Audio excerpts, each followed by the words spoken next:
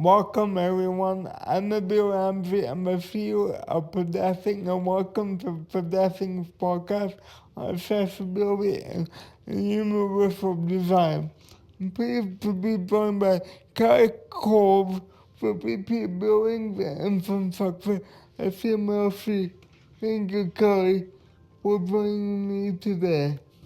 Thank you. Happy to be here. Now, as some of you might know, CMLC has hit so many parts of Calgary downtown. For someone who might not be familiar about CMLC and the bigger picture, how would you describe the role of CMLC and bringing major city projects to life? I think, first of all, CMLC is a city builder and we're a community builder.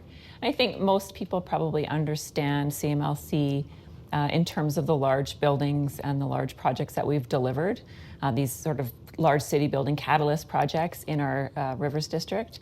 But I think we're much greater than that in terms of community building and city building. So the high profile buildings really are just a catalyst for some of the other work that we do in the district. But first and foremost, what we're trying to do is build a vibrant community. And so we're land developers. We get to touch sort of the macro pieces of the built environment, but also the much larger, broader context of a whole district.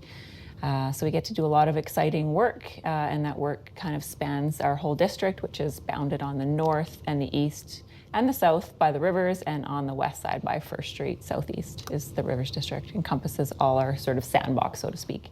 That's amazing. Like, I witnessed the work of CMLC over the past 10 years, how it's expanded from East Village to the River District. So thank you to you and your team and everyone there for really building a vibrant city. So beyond your day-to-day role, I understand that you lead the accessibility committee here. So, before going into that role, how has that changed the way how you think about design and infrastructure decisions? Yeah, it's a good question. I mean, my background is architecture and design, and so I think I've always had a fairly broad understanding of the subject of accessibility in terms of sort of an interior space or within kind of a building footprint.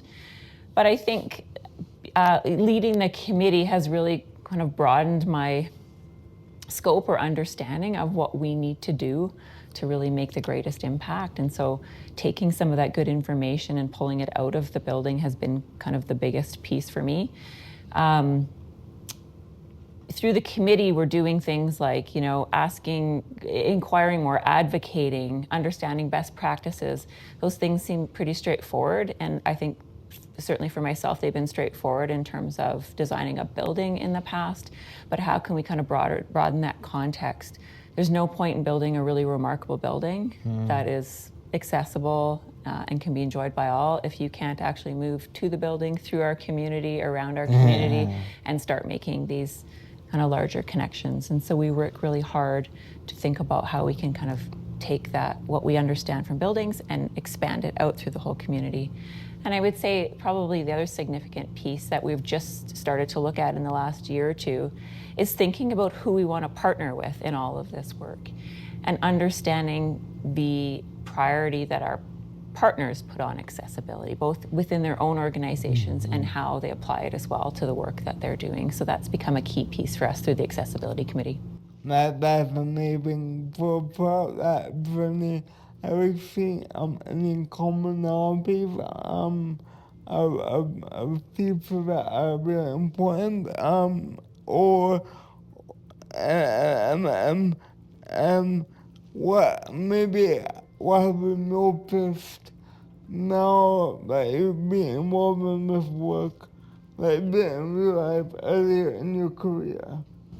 I think there's a greater awareness, certainly, to why this is so important, to why accessibility needs to be considered to a greater extent than it has been. And what I mean by that is I think over the past, let's say, decade or two, I think it has been, in my opinion, fairly restricted to ensuring that we meet code. And really, it's much greater than that. So for me, that's become the largest sort of awareness piece, is how can we think about it and apply it on many levels that far exceed kind of what the minimum requirements are. I think because I have a background in interior design as well, I think that what I've been able to do with my team and the committee is discuss the experience of the building and not just kind of the physical barriers of how do you move through doors and move through space and access all the spaces, but how can you experience the building in a more equitable way? Yeah, that's wonderful. I think anytime you can focus on a holistic experience, makes it seamless for anyone, no matter their abilities. So, and one of the things that we often focus on with pedestrians, we want people to navigate with ease, confidence, and independence. So, in your experience, what are the elements of accessibility that often get overlooked, but yet have a huge impact in terms of how people experience that space? Yeah, that's a good question as well, and it kind of ties back to what I was just previously saying, was how can we experience the building? I think if you spend any time with a designer, an architect, you'll see that they're touching things. I do this all the time. My family and friends sort of tease me. I like to touch things and feel things and understand kind of sight lines. And I think that we can do better at ensuring that everyone can experience the building, not, as I said, just be able to get through the door or take the same path of travel as others.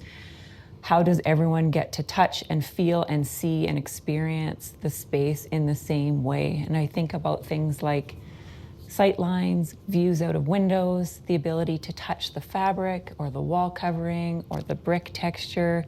Those things need to be accessible to all to fully experience the senses of a building.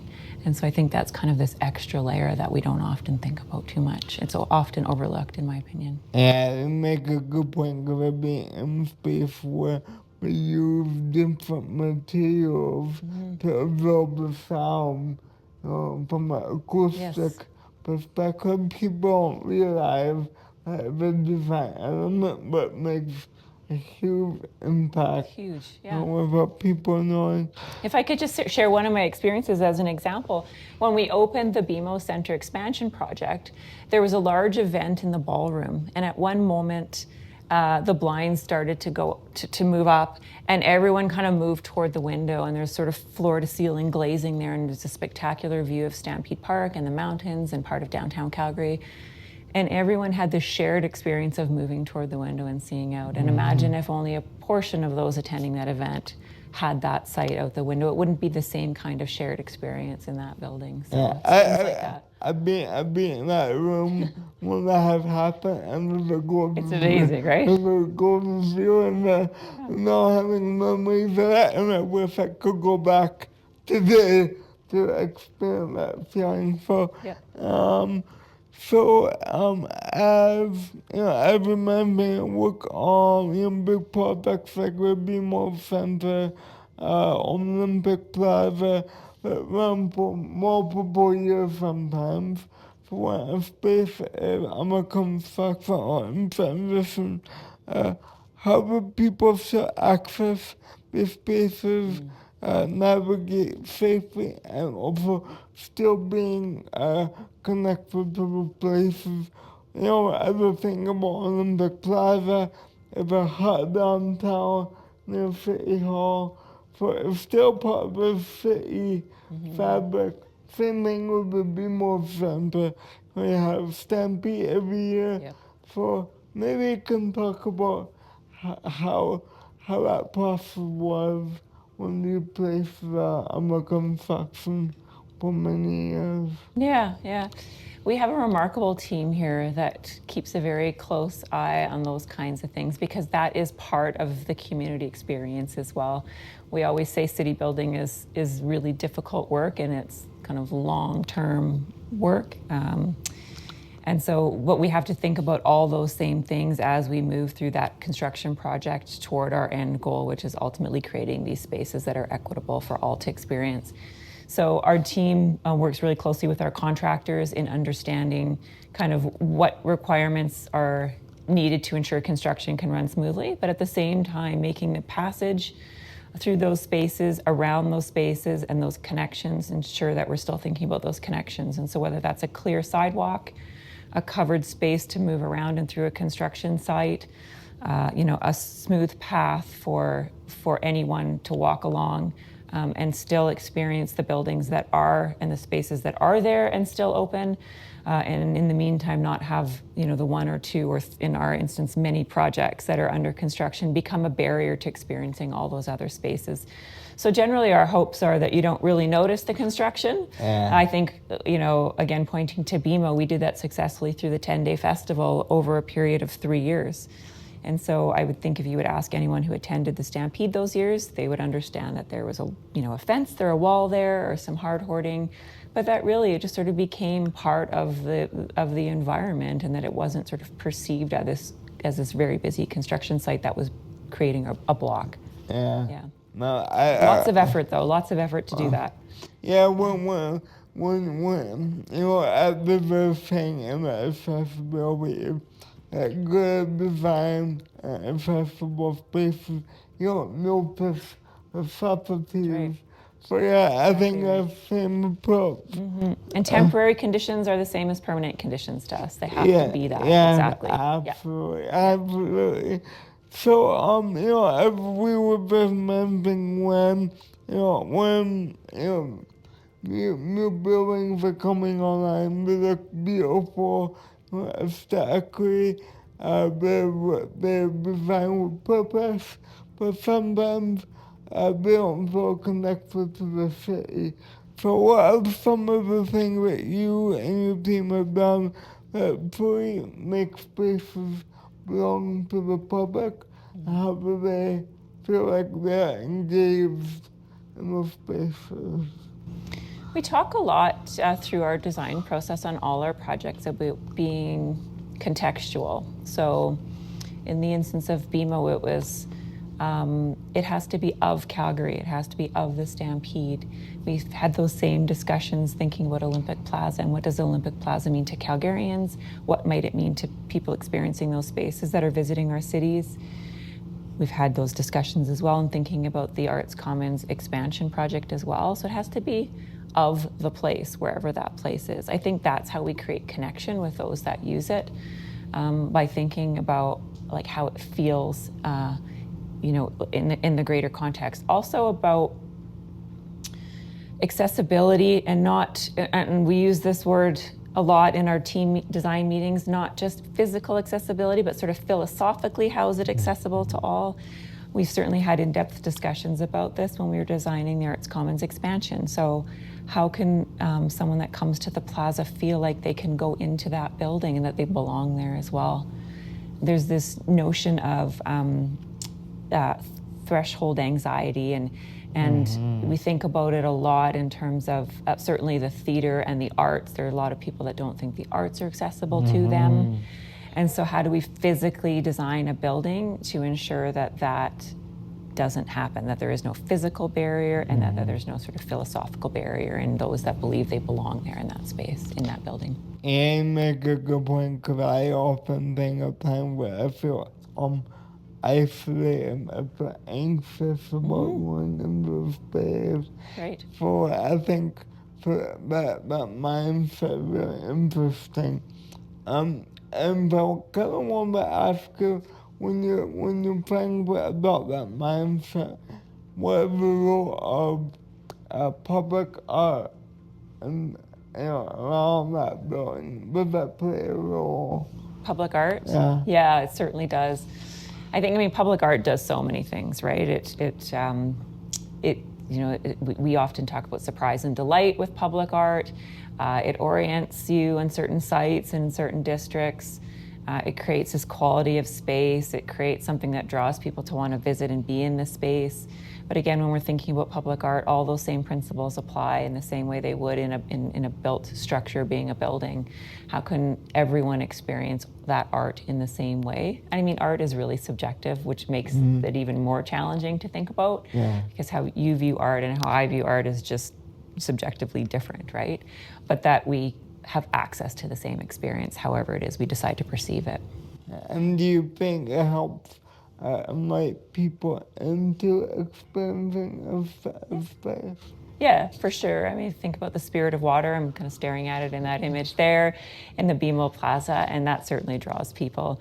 You know, in that particular case, we were intentionally looking for something that was Instagrammable, something that people wanted to you know, come to our city and say, hey, I want to see that piece, and I want to take a picture, a selfie of myself in front of that piece of art. So again, surprise and delight, something that draws people into the space, even if they're using the building or not using the building. No, I would say probably one of my favorite public art pieces in Calgary, especially connected to downtown Calgary. So I always get the letter every time I see it. I kind of want to talk a bit more about, you know, the BMO Center Stampede Park where people gather in large numbers. We were both talking about. I want to ask you about what does it take to get wayfinding right? Great question. And the second part of that question is, what do you think, you know, when people are planning those spaces, how do you also think about people with higher accessibility needs or mobility needs? So maybe you can answer both questions from different perspectives. Yeah, sure. Certainly the wayfinding component is a very complicated part of any project, whether that's a large sort of, you know, district wayfinding or if it really applies to a building. I think the principles are the same. I would say a couple of things. I would say there's a formal path to wayfinding, which is a series of signage and indicators of and building identifiers and how you find particular spaces. And from a formal wayfinding perspective, I think the hierarchy needs to be considered. What does that look like from a vehicle, from, you know, on foot, on bike, whatever that is? And how far out does it start to be able to orient you to the site that you're headed for or that you would, you know, maybe perhaps stumble upon by surprise. So it's kind of the formal aspect of it. But then there's a number of other things that can happen, right, to create wayfinding. One is public art is a great example, or, you know, in the case of the BMO, it has sort of this large stair as well that helps to orient people. So we talk a lot about that, like what becomes these kind of orientation points so people can start navigating large spaces down to the sort of smaller spaces. But there's also then just a sequence of logical steps through passage, right? And that occurs in plazas and it occurs within buildings as well. So I think all of those things have to kind of go into a wayfinding basket to make this holistic approach to you know, moving through a building with ease. And then I think from an accessibility perspective, again, it's certainly not easy, but it's straightforward to check the boxes in terms of like vertical transportation or door widths or those kinds of things. Those are just the very basic, very minimum things. But how can we create equity in terms of being able to take the same path, again, about the same experience? How does everyone have the opportunity to take the same experience, take in that building, move through that building, enjoy that building, engage in that building in the same way? So one of us isn't going through one exit and one of us isn't going through another exit, or one of us isn't accessing one form of vertical transportation while the other one is accessing a different. So just ensuring we're creating the same experiences and opportunities. And I love what you said about the core value of, you know, the pedestrian solution where no matter how you get from A to B, bring that same experience. I love how you have the same path. And so, you know, I want to ask you about when you think about places have lasted, I still feel you find legacy buildings that stand a long time. What are about the places that stand out? What makes a place stand out? Yeah, when they lasted for decades. Yeah. I'd say a couple things. One is well, I mean, these seem to contradict each other, but really they don't. One is fit for purpose. Does the building serve the purpose that it was intended at the time it was built, and is it continuing to do that? Is kind of one piece of it.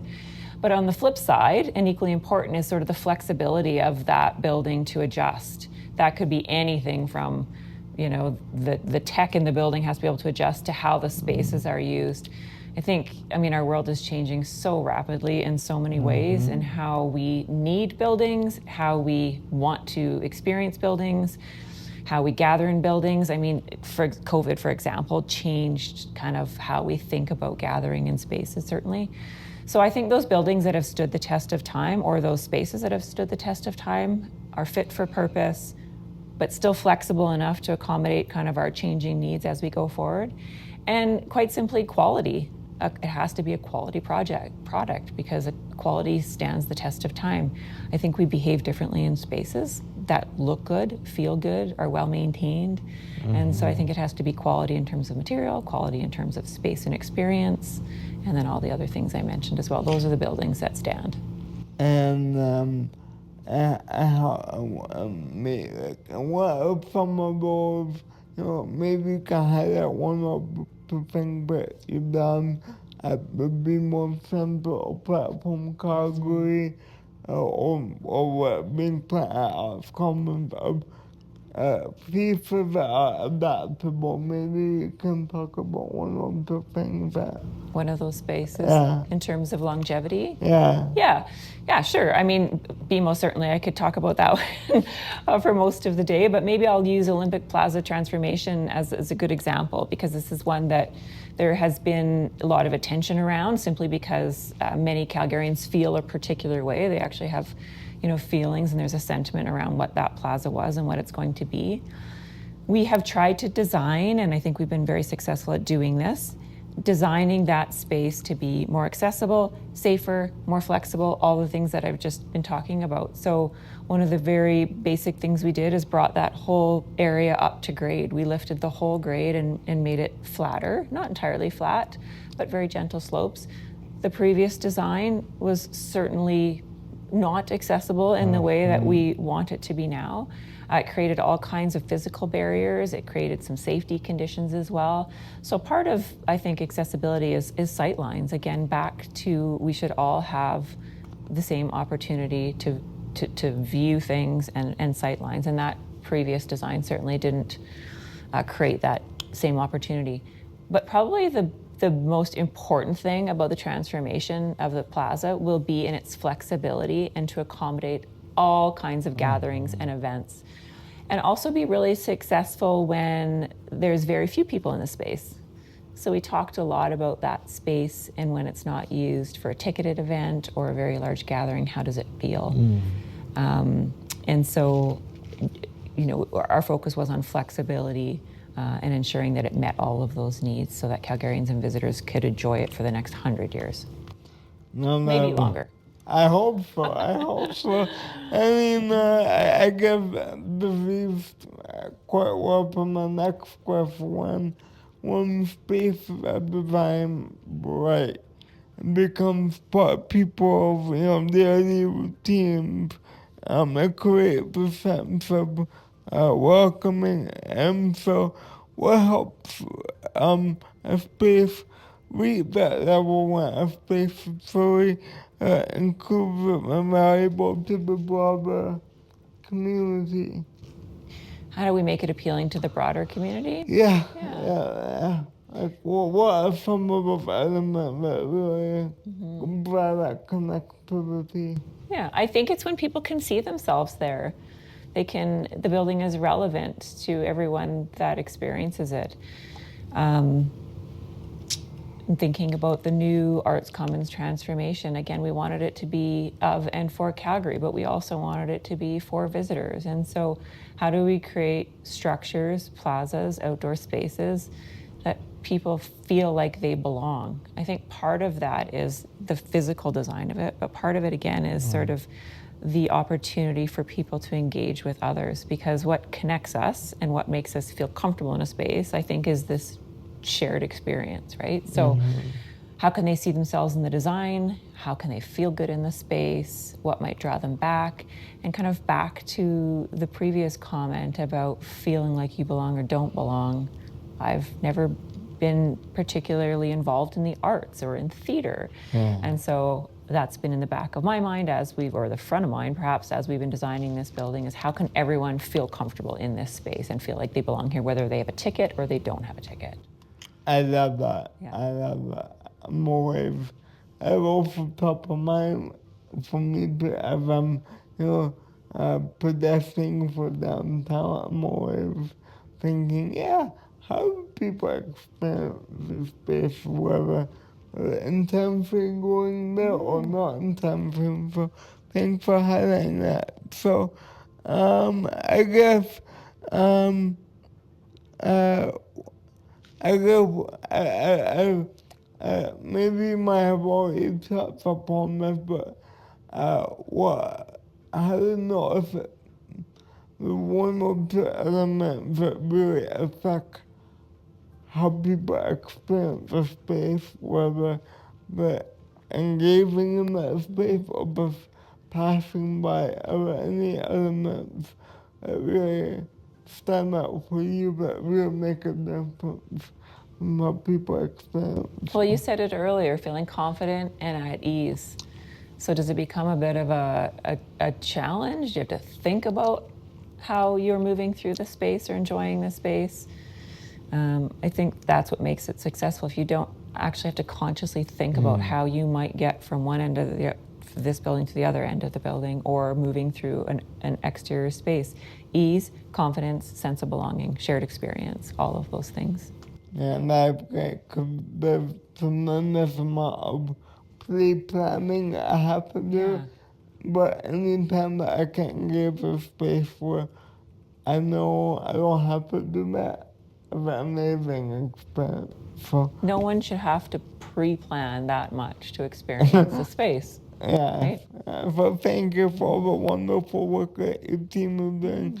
But it's kind of like we shift to the future now a little bit. So when you think about the next 50 years, or like you said, 100 years, 100 years, what do you hope Calgary downtown feels like? And what do people, what would you like people to experience? Of a place where they live, work, and play. What do you think Calgary should feel and look like? Certainly vibrant and safe. I think those are two big things. I think obviously all of us want to see in Calgary's downtown an area of the city that's thriving and that people want to visit and enjoy. I would like to see a downtown, and I would share this with others that are, working to revitalize our downtown as well. That's less focused on cars and more human scaled and focused, kind of on, multimodal, but more focused on pedestrian as well. Something that is human scaled and feels good to all of us, and that you can enjoy and move through with ease. I think for CMLC, one of the things that we talk about and we kind of reflected on with BMO is, are these spaces and buildings somewhere that you would want your friends and family that are visiting our city, visiting our country, visiting our province, to come to and visit? Would it be a place that you're excited about? Would our downtown be somewhere that you want to pull people to? Because it's such an amazing place that you want all to experience it. So to me, that's what I would like Calgary's downtown to be in 50 years. It's remarkable now. It can be even more remarkable. And yeah, I hope it's all of those things. No, I think the effect on CMLC work, over the last 10 years, they are at the heart of that work. And, we saw that vision 10 years ago, and, you're starting to see things. Yes, it's happening. We're on a precipice. But I'm really excited. So, I guess as we continue on this topic, what are the one shift that you like to see either cities or real estate developers implement to help create that vibrancy that you spoke of? based on what we do with architects, designers. I know that there's a lot more work to do, but what maybe one of the things that you think could have a greatest impact? If I had to choose just one, I think it would be sort of back to my comment about vehicle traffic versus pedestrian traffic. I mean, I think it's clear that that's what we've tried to do. It's, you know, in East Village, certainly, and we're applying those principles, many of those principles, south of 9th Avenue in Stampede Park as well, as we develop what the Culture and Entertainment District.